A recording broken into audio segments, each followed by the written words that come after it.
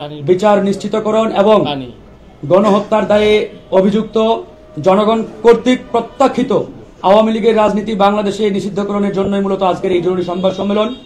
ইতিমধ্যে আপনারা দেখেছেন যে এই অন্তর্বর্তীকালীন সরকার 5 মাস পেরিয়ে গেলেও আওয়ামী লীগকে নিষিদ্ধকরণের ব্যাপারে তাদের মধ্যে সে ধরনের উদ্যোগ কিংবা সিদ্ধান্ত আমরা এখনো লক্ষ্য করি নাই। কিন্তু জনগণের প্রত্যাশা ছিল, জনগণের সেই আকাঙ্ক্ষা ছিল এই অন্তর্বর্তীকালীন সরকার অতি দ্রুত গণহত্যার বিচার এবং আওয়ামী লীগকে নিষিদ্ধের ব্যাপারে জনগণের আকাঙ্ক্ষিত সিদ্ধান্ত নেবেন। কিন্তু বাস্তবে করতে তারা সেই সিদ্ধান্ত এখনো নিতে পারেন নাই। সেই জায়গা থেকে আমরা আজকে এই জরুরি সংবাদ সম্মেলন আহ্বান জানিয়েছি এবং আহ্বান করেছি। এই মুহূর্তে আমি মনে করি আমাদের আজকের এই লিখিত বক্তব্য পাঠ করবেন গণ অধিকার পরিষদের বিপ্লবী সাধারণ সম্পাদক জনাব রাশেদ খান। প্রিয় দেশবাসী, আসসালামু আলাইকুম। গত 5 আগস্ট 2024 ইংরেজি তারিখে ফ্যাসিবাদের জননী শেখ হাসিনা তার প্রভু রাষ্ট্র ভারতে পালিয়ে গিয়ে অবৈধভাবে বসবাস করছে এবং বিভিন্ন সময়ে অডিও রেকর্ড প্রকাশের মাধ্যমে একের পর এক উস্কানি প্রদান ও ষড়যন্ত্রে লিপ্ত হয়েছে। ফ্যাসিস্ট শেখ হাসিনার ষড়যন্ত্রের ফাঁদে পা দিয়ে ইতিমধ্যে গণহত্যাকারী দল আওয়ামী লীগের নেতাকর্মীরা সারা দেশে ঝটিকা মিছিল ও গণসংযোগ কর্মসূচি শুরু করেছে। এমনকি গ্রামগঞ্জে তারা বেপরোয়া হয়ে উঠেছে। তারই ধারাবাহিকতায় আপনারা দেখেছেন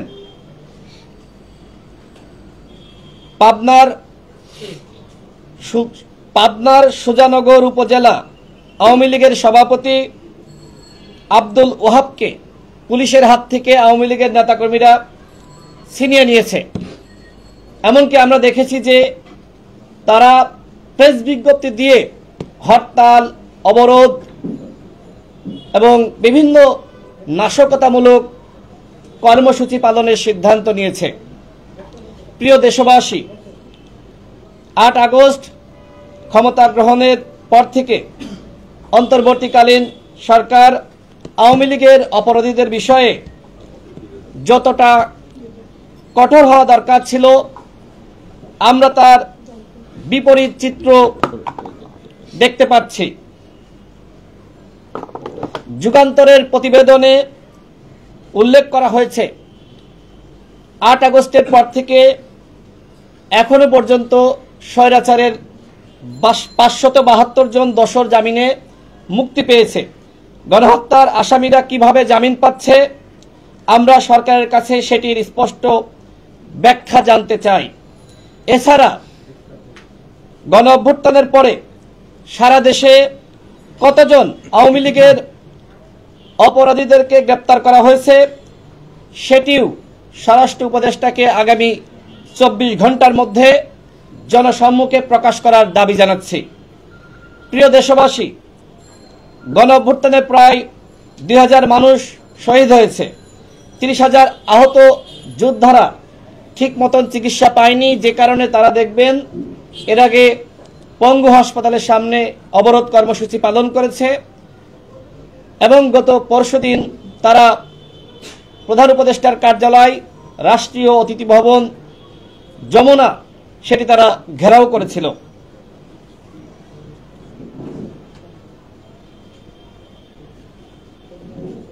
আমরা মনে করি ন্যায় বিচার প্রতিষ্ঠার লক্ষ্যেই এই আওয়ামী লীগের যারা অপরাধী রয়েছে তাদেরকে গ্রেপ্তার করতে হবে। কিন্তু আমরা দেখতে পাচ্ছি আসামিদের গ্রেপ্তার, জেলে ও দেশের বাইরে রেখে এই সরকার বিচার কার্যক্রম পরিচালনা করতে চাচ্ছে, যেটা আসলে ন্যায় বিচার পরিপন্থী। কোনোভাবেই আসামিদেরকে গ্রেপ্তার না করে জেলের বাইরে রেখে ন্যায় বিচার প্রতিষ্ঠা করা সম্ভবপর নয়। এই লক্ষ্যে আগামীকাল 5 ফেব্রুয়ারি গণ অধিকার পরিষদের পক্ষ থেকে 64 জেলায় একযোগে ডিসির মাধ্যমে প্রধান উপদেষ্টা বরাবর স্মারকলিপি প্রদান এবং একই সাথে গণহত্যার বিচার এবং আওয়ামী লীগের সাংগঠনিক কার্যক্রম স্থগিত, নিবন্ধন স্থগিত করার দাবিতে 64 জেলায় স্মারকলিপি প্রদান কর্মসূচি এবং বিক্ষোভ সমাবেশের আহ্বান করা হচ্ছে। গণ অধিকার পরিষদের সারা দেশের নেতাকর্মীদেরকে এই কর্মসূচি পালন করার আহ্বান জানাচ্ছি। কেন্দ্রীয়ভাবেও আমরা এই কর্মসূচি পালন করব। জেলা পর্যায় থেকে যখন এই কর্মসূচি পালন করা শেষ হবে, এরপরে সারা দেশের নেতাকর্মীদেরকে ঢাকায় এনে আমরা একটি মহাসমাবেশ করব।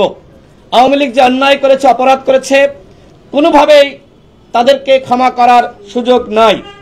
এই লক্ষ্যে আমাদের দাবিসমূহ: গণহত্যার বিচার হতে হবে এবং পলাতক ফ্যাসিস্ট শেখ হাসিনা সহ ভারতে যে সকল আওয়ামী লীগের গণহত্যাকারী অপরাধীরা পালিয়ে রয়েছে তাদেরকে দেশে ফিরিয়ে আনতে হবে।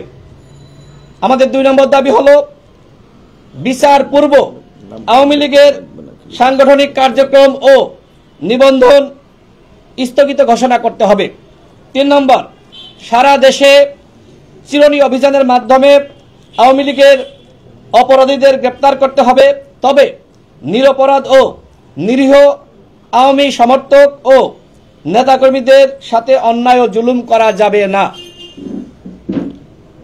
পুলিশ, র্যাব ও বিজিবির যে সকল সদস্যরা গণহত্যায় জড়িত, যারা সরাসরি ছাত্র জনতার বুকে গুলি চালিয়েছে, তাদেরকে গ্রেপ্তার করতে হবে, চাকরিচ্যুত করতে হবে এবং শাস্তি প্রদান করতে হবে। শহীদ ও আহতদের সঠিক তালিকা তৈরি করতে হবে, তাদের ক্ষতিপূরণ নিশ্চিত করতে হবে এবং আহতদের সুচিকিৎসা ও পুনর্বাসনের উদ্যোগ গ্রহণ করতে হবে। আপনারা জানেন যে আমরা গণ অধিকার পরিষদের পক্ষ থেকে প্রধান উপদেষ্টার সাথে বৈঠক করে এমনকি জাতীয় সংলাপে বলেছিলাম যে যারা শহীদ হয়েছে সেই পরিবারকে ন্যূনতম 1 কোটি টাকা করে ক্ষতিপূরণ দিতে হবে এবং যারা আহত হয়েছে তাদেরকে ন্যূনতম 50 লাখ টাকা করে ক্ষতিপূরণ এবং পুনর্বাসনের ব্যবস্থা করতে হবে। বিগত 15 বছরে ফ্যাসিস্ট হাসিনা রেজিমে যে সকল অন্যায় অপরাধ সংঘটিত হয়েছে তার বিচার করতে হবে। গুম, খুন, ক্রসফায়ার এবং বিচার বহির্ভূত হত্যাকাণ্ডের ন্যায় বিচার প্রতিষ্ঠা করতে হবে। 14, 18 ও 24 সালের অবৈধ ও দামি নির্বাচনের সাথে সম্পৃক্ত প্রধান নির্বাচন কমিশনার সহ নির্বাচন কমিশনারগণ, ইসি কর্মকর্তা, সরকারি আমলা, ডিসিএসপি সহ যে সকল সরকারি কর্মকর্তারা হাসিনাকে ক্ষমতায় রেখেছিল অন্যায়ভাবে জনগণের সাথে জুলুম করার মাধ্যমে, তাদেরকে জবাবদিহিতা এবং শাস্তির আওতায় আনতে হবে।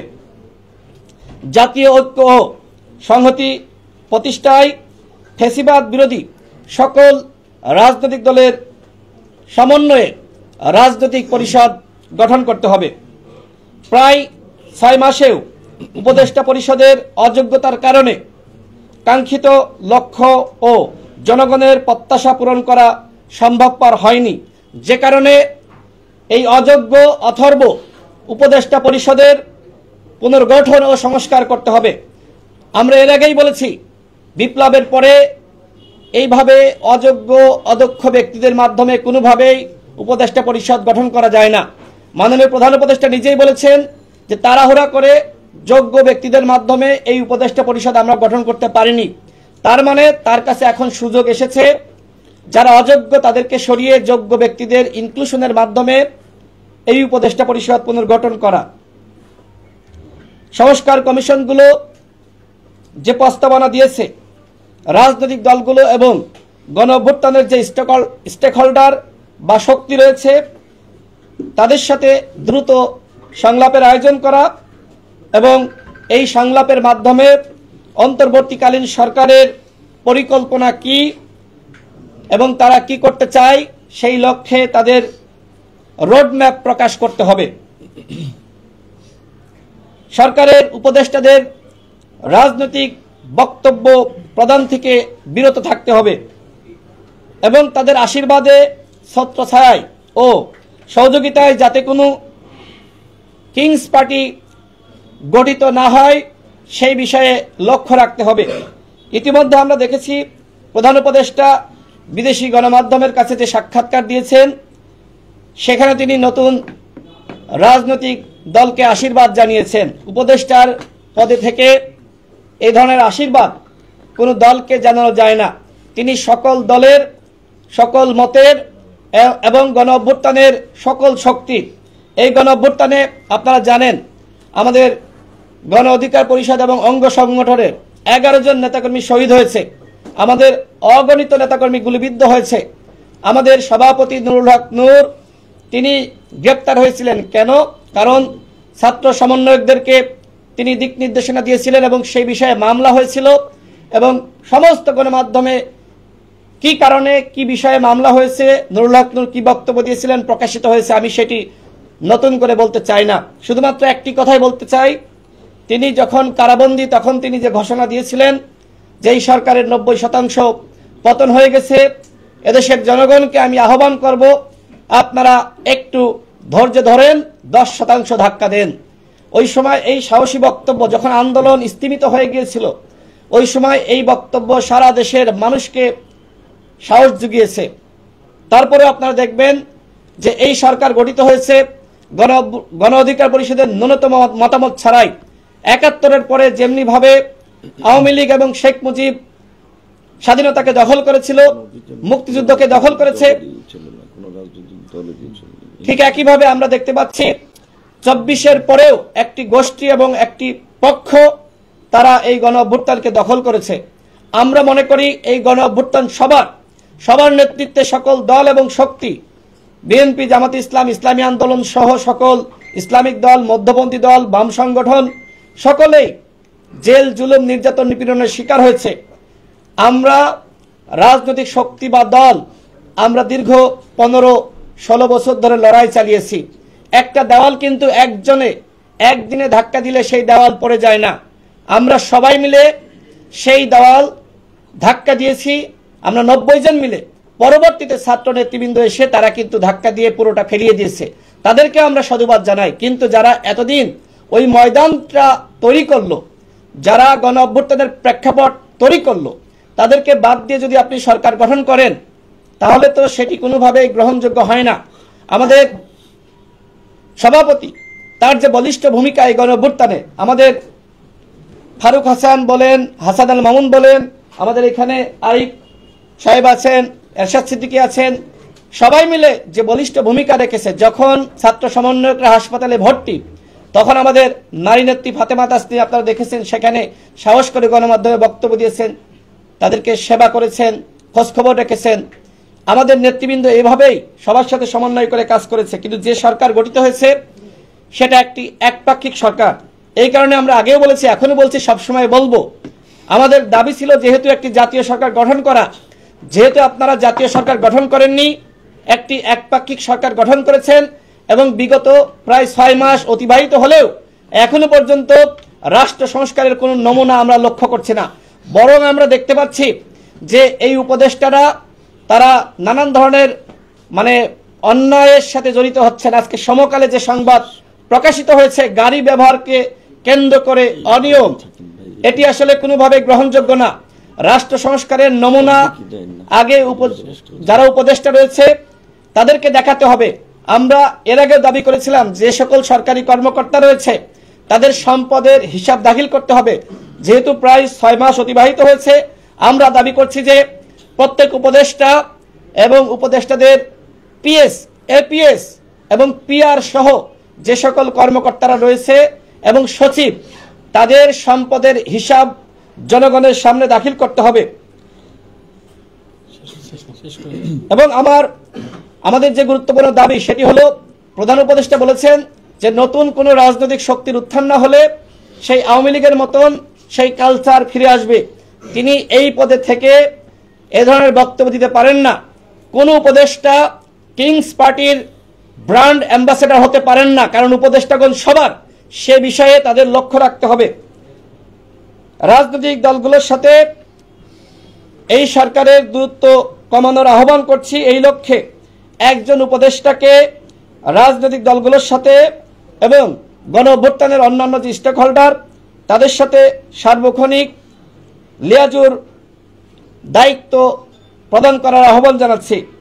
সর্বশেষ, শতাধিক পণ্যের উপর আরোপিত ভ্যাট ট্যাক্স প্রত্যাহার করতে হবে এবং নিত্যপণ্যের দাম জনগণের ক্রয় ক্ষমতার মধ্যে আনতে হবে। আমি আবারও রিপিট করছি, আমাদের মূল দাবি হলো এই গণহত্যার বিচার এই সরকারকে করতে হবে এবং একই সাথে আওয়ামী লীগ যে গণহত্যা চালিয়েছে এই গণহত্যার বিচার কার্য শেষ হওয়ার আগে অবশ্যই আওয়ামী লীগের সাংগঠনিক কার্যক্রম এবং নিবন্ধন স্থগিত ঘোষণা করতে হবে। আমি প্রত্যেকটা দলের প্রতি আহ্বান জানাবো, বিএনপি, জামাত সহ অন্যান্য দল গণহত্যার বিচারে আপনাদের অবস্থান স্পষ্ট করুন। আওয়ামী লীগের সাংগঠনিক কার্যক্রম এবং তাদের নিবন্ধন স্থগিত করার ব্যাপারে আপনাদের অবস্থান আপনারা স্পষ্ট করুন। জনগণ কিন্তু আওয়ামী লীগকে ক্ষমা করতে চায় না। ইতিমধ্যে আমরা দেখেছি কোন কোন দল আওয়ামী লীগকে ক্ষমা করতে চায়। আওয়ামী লীগ যে গণহত্যা চালিয়েছে, যেভাবে ফেরাউন নমরুদের ভূমিকায় শেখ হাসিনা অবতীর্ণ হয়েছিল, কোনোভাবেই শেখ হাসিনাকে ক্ষমা করা যাবে না। সরকারকে বলবো, অনতিবিলম্বে বাংলাদেশের সাথে ভারতের যে বন্দি বিনিময় চুক্তি রয়েছে, এই চুক্তির মাধ্যমে শেখ হাসিনা, ওবায়দুল কাদের সহ যে সকল গণহত্যাকারী ফ্যাসিস্ট আওয়ামী দোসররা ভারতে পালিয়ে গেছে, তাদেরকে আপনারা বাংলাদেশে ফিরিয়ে আনুন। শেখ হাসিনাকে অবশ্যই ফাঁসি দিতে হবে এবং এটি তার সর্বোচ্চ শাস্তি। বাংলাদেশের জনগণ সেটি চাই। গণ অধিকার পরিষদ জনগণের আকাঙ্ক্ষা এবং গণমানুষের প্রত্যাশা বাস্তবায়নে কাজ করে যাচ্ছে।